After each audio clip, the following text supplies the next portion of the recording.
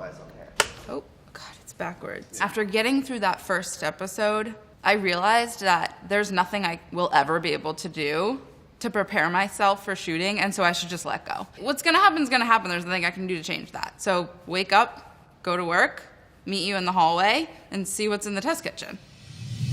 Well, we're right outside Bon Appetit test kitchen. It's a little after 8 o'clock, and I have been told nothing, as is the game, so no, I have zero thoughts. Let's go. Oh, what do you know? A blue present. What's it gonna be? All right, let's just do it. A backpack? I've never gone backpacking before. Oh my God, are we freaking going camping? Am I going camping with Brad? I was given a lot of presents. Ow! A bunch of clues. Uh-oh. A really wacky scavenger hunt. And woo! It led me through a journey to discover. Ow! It's hot as f***. Cooking out on a campfire. Okay, I've got a Lodge cast iron pot, a hippy dippy used backpack. This looks like a knife. Oh, Jesus Christ, you guys. Baby cast iron, a big dog, some extremely heavy duty gloves, tongs. All right, we're going camping. Do I have to sleep over tonight? I didn't bring my pillow. A spork, a portable kettle, twine, rope, matches, more matches, more matches. I do not go camping. It's sort of like part of the brand. It's like I don't camp. I have very little experience camping. I don't prefer it, so as a result, I don't cook on a campfire ever. What about this? Head to the woods. Your car is waiting downstairs. Well, at least we're taking a car. We're in Manhattan. Like, what wild are we even talking about here? New Jersey? Ow! This is from a friend's, in case I don't make it back from the woods. They'll know I was last seen here with a bunch of camping shit. All right. How do I know what to pack if I don't know what food I'm gonna have out there? I'm gonna pack some Gort. Good old raisins and peanuts for snick snacks. I don't want to be out there without yummy snacks. I'm gonna bring popcorn. I think your priorities might be... You don't want to pop popcorn over a fire? Doesn't that... Sure, but I don't think this is like leisure. I just think that you're going to be asked to do things that have literally nothing to do with what you're prepping for right now. This is sustenance. I grabbed a couple extra things to bring. Toasted sesame seeds, Vaduvan Aleppo pepper, the almighty chili crisp, herbs, sambal, honey, sesame oil, and I got brewskis, and I made simple syrup, and I have lemons, so we're gonna have shandies out there. So let's go.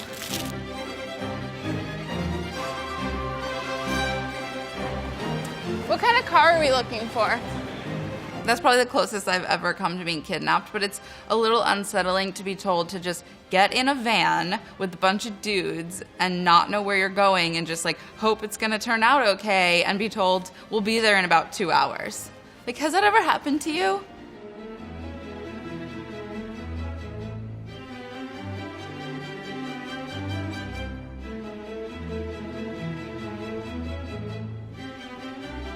Molly, Yeah. we have arrived, and this is for you. Well, thank you. Meet an expert. Okay, well, should I go finding one?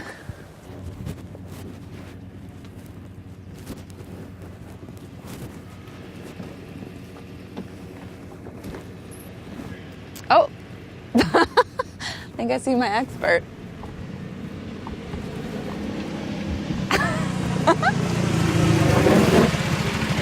Hello. Hi, Molly. Hi. Who are you? Hi, I'm Shane. Welcome to Mountaintown. Thank you.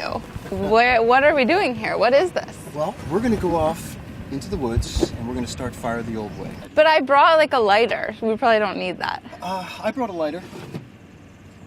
Cool. Good to go. I'll just leave my lighter. That's fine.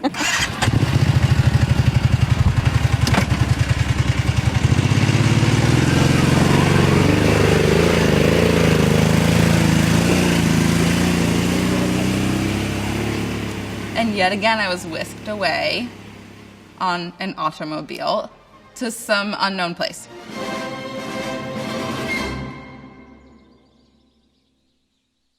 So welcome to Mountain Scout.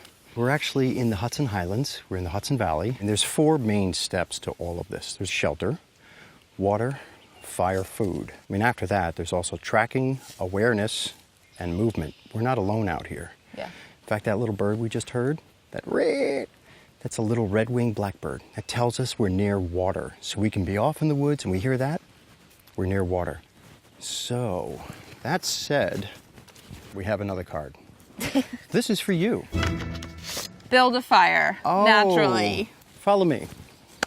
This is a little fire pit. The fire pit gives the fire someplace safe to be. These rocks actually do not prevent the fire from going into the forest. Yeah. They're here so that they can radiate heat further, so we're sitting around, we can enjoy the heat, or I can cook with them. But let's assume that that's not going to protect the fire, only your presence and you being here will. So the first steps first, we need to find the finest material, something that will go up easily with a match. Essentially, we have to do all of our gathering first. Does it usually take people more than one day to figure this stuff out? Yeah. So what I was looking for was my nice tall little tufts. You can see them. Yeah. They're wonderful for starting fire out here. The super dry stalks also are fantastic for catching flame. So this, we just pull off. Here you go. Okay. And that we're going to eventually start to break up, and we're going to get rid of the dark stuff on the outside here. You even just find a rock and rub it on the rock. Uh-huh. Because why do we need to get rid of all of that? Well, this is what's holding most of the moisture right now. Get it to a nice roll. The more surface area that we expose, the better it's going to be. So we need to dry it. So I'm going to put this sort of hanging up, so at least that the air can get to it. Should we add mine to that? Absolutely. Nicely done. Thank you. That's really well done.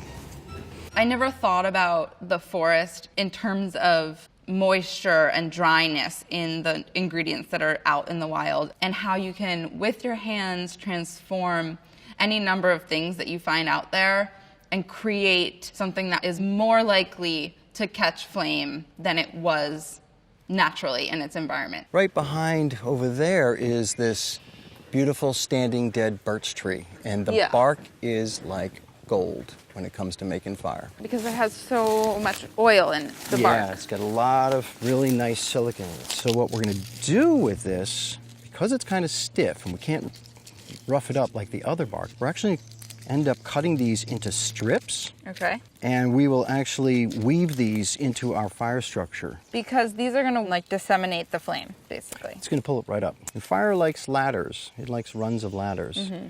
And it likes ladder runs that are closer. So if it's too far apart, it's going to exhaust this material before it has a chance to burn this one. Can we talk about what is kindling versus tinder versus fire structure? structure? It's a great question. It's the thrown around a lot of words. It really is. Okay, so the tinder is going to be the finest of the materials. And then it moves up to the kindling. And the kindling is usually small sticks. Ooh, that was a good snap. Well, I hear the pileated woodpecker in the background.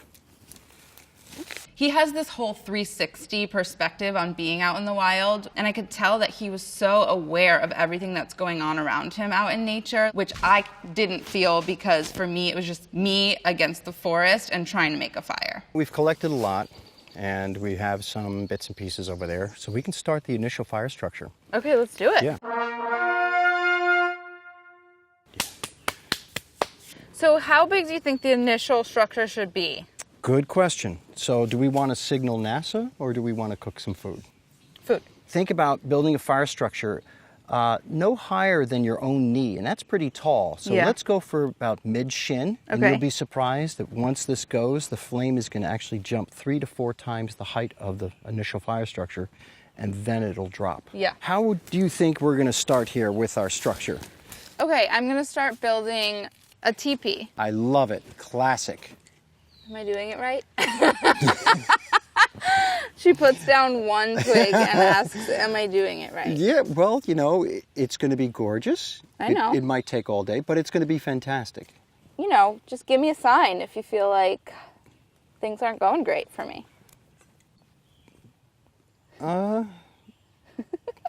It's killing me. It's killing you. Anyway, let's just take these guys out.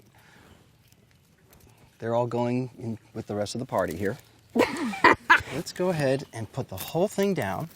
We're going to hold the top and start to open up bottom here into our little teepee structure. Mm-hmm. I would have gotten here, you know. It would have taken like 6 hours. This time tomorrow, you would have been just ready to go. So this is great. Now we can actually start to incorporate our birch bark. Okay. You were saying about weaving it through so that it... Yeah, so we have ribbons here. Yeah. And it's fairly stiff, which makes it much easier for us. So what I'd like to do is I actually take this and I can just shove it into the ceiling. And just push it up in there. I think you're ready. Okay. So now we got to start a fire. Yeah. Okay, Molly. Since we're out here and since we're doing it the old way, I figured let's do fire by friction. This technology hasn't changed in 50, 60,000 years. Pretty amazing. We're going to be taking our fireboard, our spindle, and the bearing block. And of course, the bow wraps its string right around the spindle, and now we start to move it back and forth. And that magic of heat, fuel, and oxygen begins to happen. The heat is from the friction of grinding back and forth.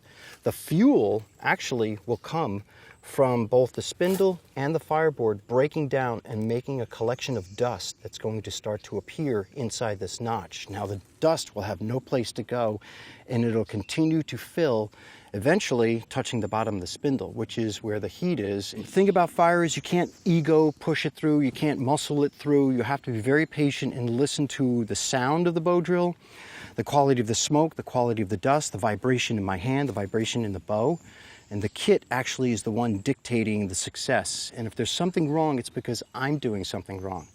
The kit is actually very successful. We're going to do it together. So we're going to put this spindle onto the bow, and you're actually going to sit exactly as I am, but in a mirror. We're going to keep that bow parallel to the earth. So we're just going to keep this up.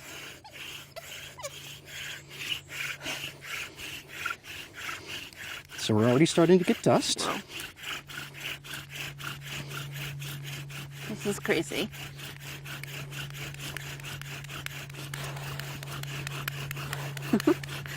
All right, 10 more seconds. Oh my God.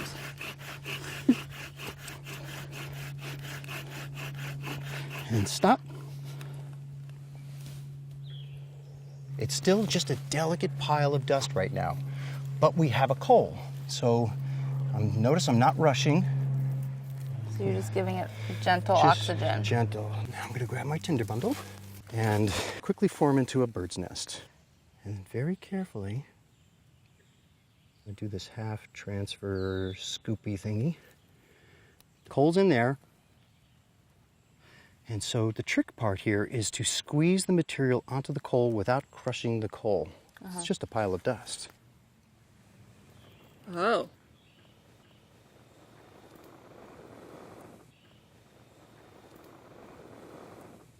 It just caught.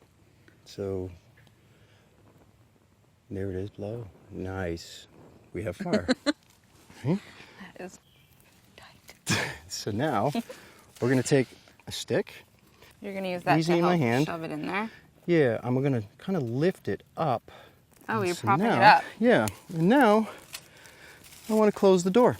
So if we did this correctly, the fire structure is going to basically feed itself. Now the smoke signature right now is thick. Yeah. In the startup it will be, but this will dissipate very rapidly. And as you can see, the flame is already beginning to grow 2 to 3 times the height Yeah. of the fire structure itself. Beautiful fire structure. Totally nicely done. Oh my goodness! Creating a fire from friction obviously blew my mind. I expected that we would be there sawing and sawing for 10 minutes, 15 minutes. The thought that we could create enough friction between the two of us in 30 seconds and then just blow on a coal and all of a sudden we had a fire, that's outrageous.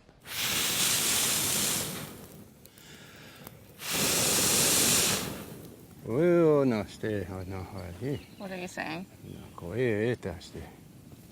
You give me a goatee? you look cute. Now you're a warrior. Let's get cooking.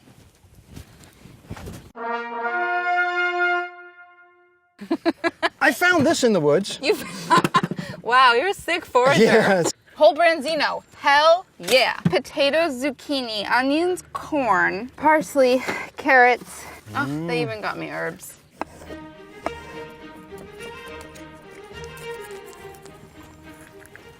You like that sound, guys? It's fucking nasty.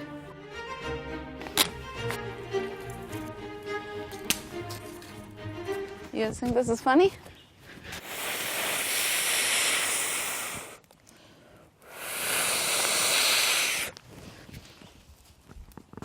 What? Oh, he has. Pretend I did that. Just a bit outside. Ow! It's hot as So I think we want like a medium hot fire. Maybe we just build 2 anchors so that we can put both of those racks across.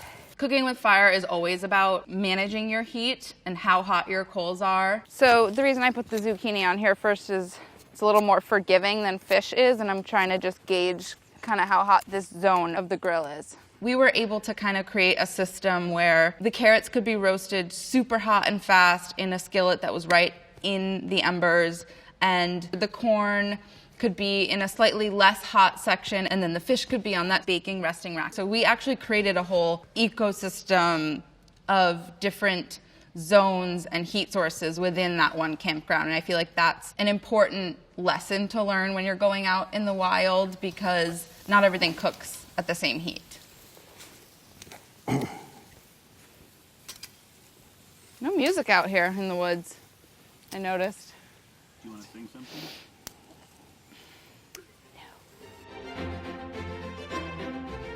Wow. It's shatteringly crisp, the skin. I mean, we're beyond surviving out here, aren't we now? What are you gonna do after this? I'm spoiled. You are. Look at this spread. It looks amazing. Bon appetit. Bon appetit. I have to say the flesh is quite tender. That's bullshit. Hey, don't swear at me. Sorry, this is delicious. 10 out of 10 would do again. 12 out of 10. I was pretty happy with the meal. A campfire is no different from a burner in the kitchen. It's just like a little bit wonkier. And once you turn it into your stovetop or your oven, then you're just cooking. And that's what I'm super comfortable doing. This is delicious. Yeah. However, we have one more thing that I have to show you how to do. So, in comes the axes. I'm going to stand with my legs a little bit wider than shoulder width, and I'm going to set this right where I want my hands to be at the end. So when I come down with a nice straight arm swing, it's going to be there. So if I do miss, the blade actually ends up hitting the earth, and it's not going to end up hitting me. Wow, this motherfucker is heavy. Yes. Do I start up here? Sure.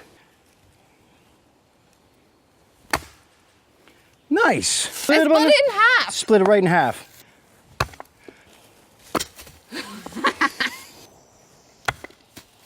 Okay, I need to focus. Arms extended, and yep. Nice. Let's try this little guy. Here we are. Nice thing about this particular axe is I can work from here, from the ground. So I can do single hand or double hand strikes. And it makes it for super efficient work. Remember we were talking about kindling? Yeah. Right, so sometimes kindling can be done a couple of different ways. So if I weren't able to go out and collect my own kindling. Make your own.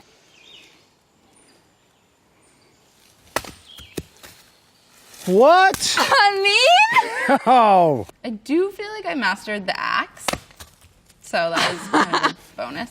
I don't know like how that's gonna end up applying to my life in New York City, but I think it's gonna come around at some point. How do I thank you? I feel like you just gave me a life lesson that I'll have forever. I thank you. Delicious food. Yeah, it was Learned a to- give and a take. I love it, I fed you, you taught me how to feed myself. as the tribal way should be. All wrapped around food and fire. Love it. Yum. That's a wrap, boys. I just received this envelope at my desk, and the instructions are to open the content of the envelope and send us the video. Baby's first envelope. It's another clue. It says, go here, 8375. Oh, it's in Gowanus. It's right by Pig Beach. Oh, barbecue.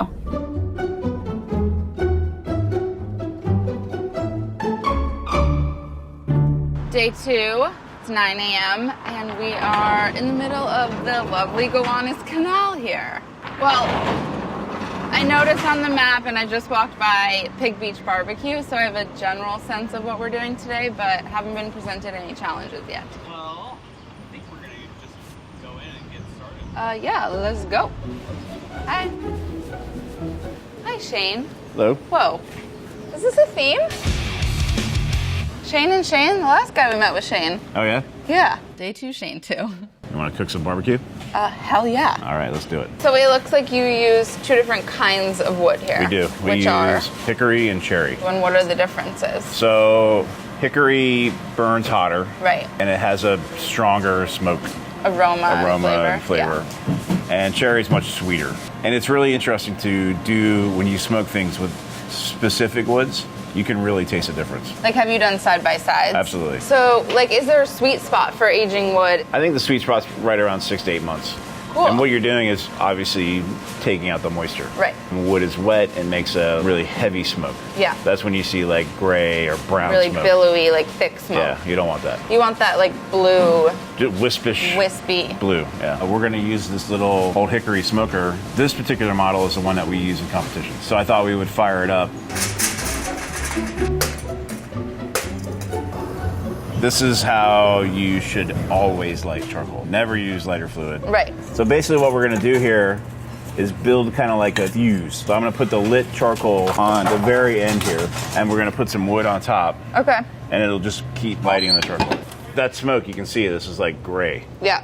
That's what you don't want. We're not there. No. The focus at Pig Beach and with barbecue in general was more on the smoke than on the flame, because whatever you're cooking spends so much time in contact with smoke. And that's a whole nother flavor profile that gets introduced to the process. Woo! Amazing. And how long these take to smoke? These take about 14 to hours? 16 hours. Wow. And these guys? These take about 4 hours. I'm gonna go pretty heavy. But I do too. What I would normally do in competition is I would do a pre-rub that's kind of like a seasoning salt. And I'll let that sit for about 30 minutes. Because that'll kind of like absorb into the meat and Exactly. season it, almost like dry brine it. Yep. And we can do the exact same thing for this if you want to rub up the butt. with Rub it. up the butt? Rub Is up that the what butt. you said? Barbecue. That is a totally different way of cooking with fire, because there's not that much active cooking time when it comes to something that cooks over the course of 12 hours. You know, you're obviously fueling the fire in the same way that you would a campfire or a grill, but it's more about indirect heat than it is about direct heat. I'm gonna put my gloves on. This feels like a good moment. And when you have this double glove action, you can pick up hot stuff. It's basically just side towels attached to your hands. That's exactly what it is. All right, I might get into this in the test kitchen. This is Mall Summer 2019. So we're looking to get to 250. We're almost there. And you can see the smoke is starting to change color Yeah, a little bit. And you can smell it. definitely. It smells like smoke you'd want to have flavor from. It's like a sweet wood fire smoke. Yeah. So, really good friend of mine, this is one of his secrets. You're gonna put that right on the wood, aren't you? Put it right on the wood. It gives a really good aroma, and it's obviously going to add some flavor to it. And so you just burn the onion right there with it. Put it right in there.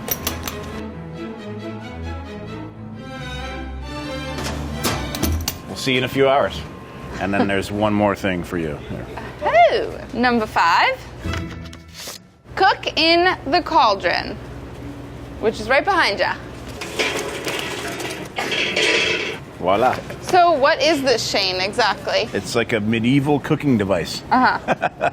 It's basically a fire pit on a tripod. Right. Benefit of this guy is that you can have like a one central hot area, Yeah. and then all the way around you can do some really slow and low stuff. Cool. Yep. Instead of having to create different zones with your fire, you're creating different zones with The size. the size Yep. and the surface area of the grill. Yep. And that's what we're going to do with these potatoes. We're going to melt the butter, That's a lot of butter.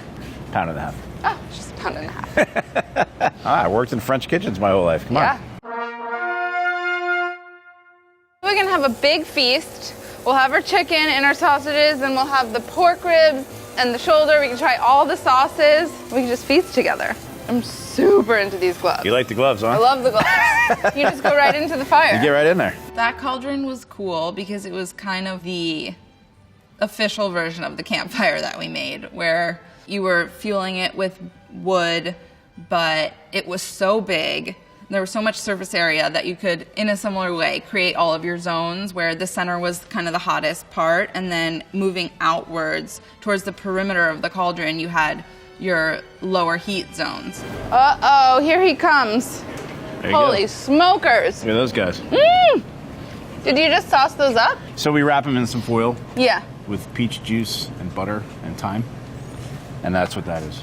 You're just gonna throw that on me at the last minute? That's one of our secrets. Oh, well, now the world knows. Yeah. Who's eating? Just the two of us? It's about to get real messy up in here, so I hope you guys are ready for it. I actually like that they're not totally falling off the bone tender. They have like some chew They to have them. to. That for me is a big part of what sets us apart. Is Oh, that really? everybody always I think overcooks ribs. Uh-huh. The chicken has a much subtler smoke flavor, just based on the amount of time that it's spent in contact with smoke, but it's just expertly grilled chicken. Can you guys come eat? I'm not gonna finish all this. Just help us out. Cheers! I do love barbecue. We don't really get to play around with smoke as a flavor in the test kitchen. So it's nice to get out there and do that. Do you have any other information for me about what's next? I'm dying to know. What's next? I have no idea. Oh, you're not the No, it's not me. gatekeeper of the next clue? No. All right, well, I'll just go find it then. Sorry. Onward. Top secret. What do you think we're doing next? Per usual, I have no idea. I know there's gonna be fire. Maybe smoke. Okay. Well, then maybe you need this. I think I need that. Number 6. Answer the call. Is there a phone somewhere? A phone booth?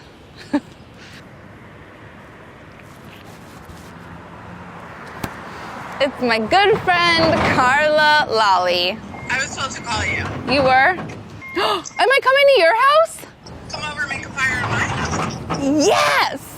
That's exactly what I want to do. Okay, I'll see you in a bit. Okay. Bye. Ciao. That's so fun. I love Carla's backyard. Let's go. Well, let's go, but let me get my shit. My dear Carla. I was so excited to see her on FaceTime. I mean, you couldn't have ended the day better. I love that woman, and I also really love her backyard.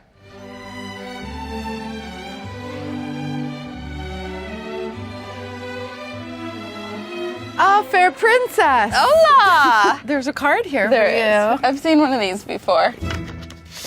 Make a meal. Uh-oh. Steak cooked on embers. Oh, you're telling me what I have to make. This is interesting. Eggplant dip. Is this your menu? I chose the menu. Yes, I did. Oh, nice. Uh-huh. Okay.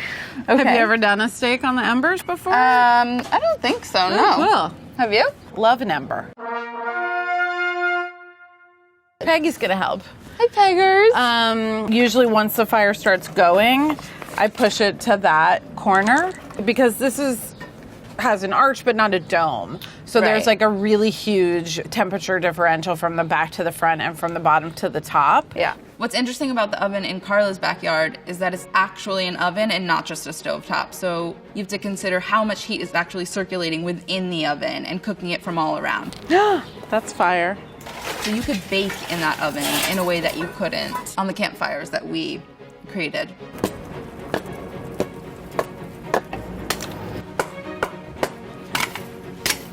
Nice. Okay, so that's just my mark. I'm leaving my steak there. Now that this is so hot and going, Yeah. we can like reposition part of it. Build another little teepee back there. Exactly. Okay, want to see a trick I learned? Yes. I'm not very good at it. Shane won. He created a jet stream with his mouth.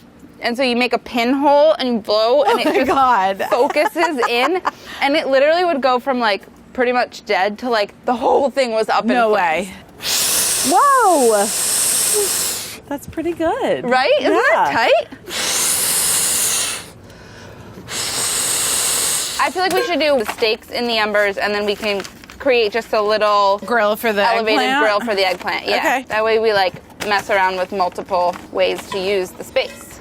Hi, Pegs. Is it hot up there for Pegs? It's warm, and sometimes in the spring, like after the fires died down and it's still kind of cool, she'll lie on the top of 'Cause the. it's cozy. Yeah, it's like a little oven for her body. Oh my god, my cute. God.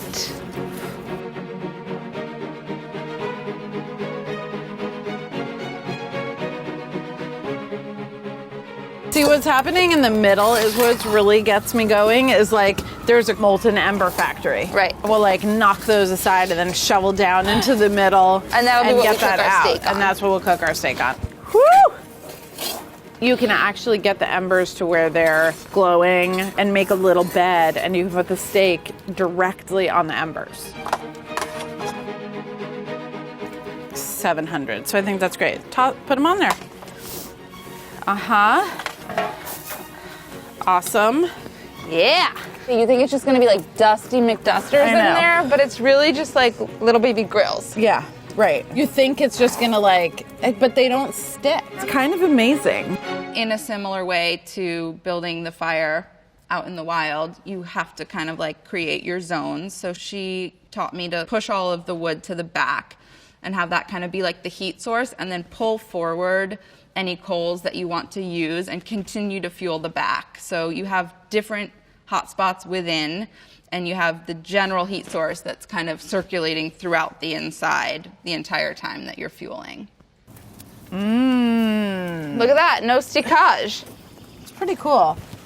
Like it's not burnt, which is kind of remarkable considering it was face down in a bed of embers. And yeah, basically smothered in them. Wow. And it's so even too. Mm-hmm. Like the edge has a nice char on it, but it didn't get well done. George. It's really nice. Molly was a food stylist. I don't know if everybody knows that. So see how nicely she's staggering those little slices. Okay, should we eat it? I feel like we're like crying with joy, but we're actually Yeah. just crying from the smoke. But they don't have to know that. Wow. We did it, Should dude. invite you over on a Friday afternoon more often. Yeah, that sounds good to me. The thing that's so wild to me is how intact the spice rub is. Yeah, like where? How did it not fall off? All of the flavor of the spice rub is there, and it didn't just get like carbonized. It just has like a barbecue vibe. You know how it gets like crusted on there when you smoke? Kind of has that same 100%. vibe. Really good. And perfectly cooked.